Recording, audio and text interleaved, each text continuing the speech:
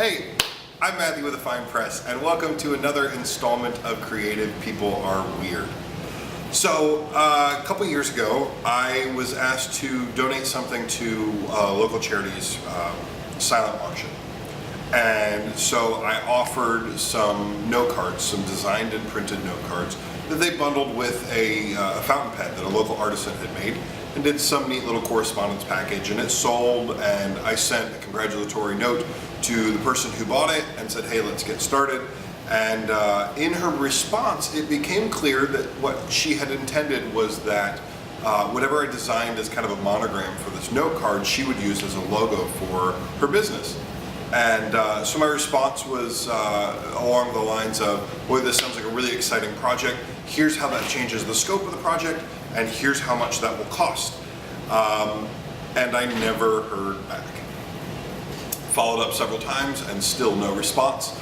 And to this day, we have not finished that project, and it hangs over my head, and it makes me sad because I wish that I was able to take care of this for her.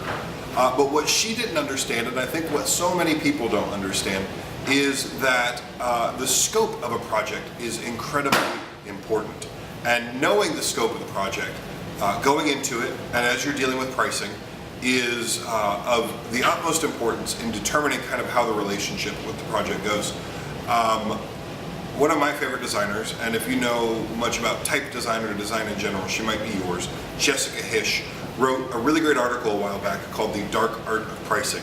And while she talked about all sorts of facets of pricing, the thing that fascinated me the most was the difference in value of a project depending on its usage.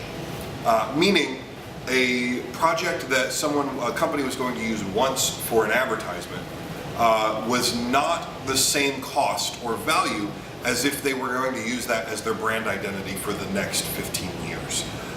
If they wanted something for use in perpetuity, it cost more than if they wanted to use it one time or for a month. The idea being, and it's kind of this thing that we talk about in the wedding industry every once in a while, the more high stakes the project is, the more high pressure it is, and the more it costs. It's just kind of the way it goes. And so there's some value in that. There's also the idea that the company makes more money in the long run off of something that they're using for 15 or 20 years than they do one time. So there are a lot of factors that go into that. There are some we won't cover here, but that's kind of the way it is when you do a project, whether you're creating something physical like a table or a building or a dress, or you're creating something more intellectual or digital in nature. It is important to know up front the scope of that project and what it's going to be used for. Designing a dress for one person to wear once or to put in their closet is a whole different proposition than designing the same dress to be mass produced. And while the end product may be the same, the scope of the project is vastly different, and the value of that, the output of that project is incredibly different. So my point is, it's important for both sides to know, going into an agreement, what the scope of a project is, what the end user is going to be using that for. Most creatives will have that in their contract or in their terms of use. If you are dealing with a creative and you have a very specific use for something that they're making, let them know up front. And if that changes throughout the course of the project or after the project, talk to them about what that looks like. If you liked their design so much that you used for one print item and you want to use it as your brand, talk to them about what that looks like and costs.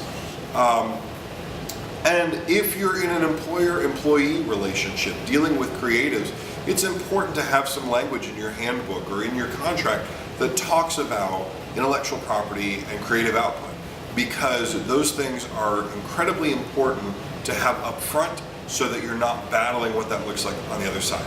Now, all that said, I'm not a lawyer. If you have any questions, go find a lawyer who knows what they're talking about in regards to intellectual property and pick their brain. If you have to pay for it, pay for it. If you got a friend, even better.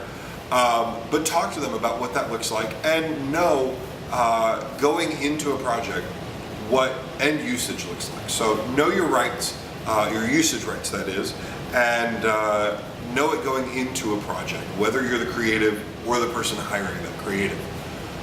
So I'm Matthew with A Fine Press. This is Creative People Are Weird. It's so gratifying to hear that that you are learning from this. It's great when people email me or leave a comment, or even better, accost me in the coffee shop and say, hey, I love your videos.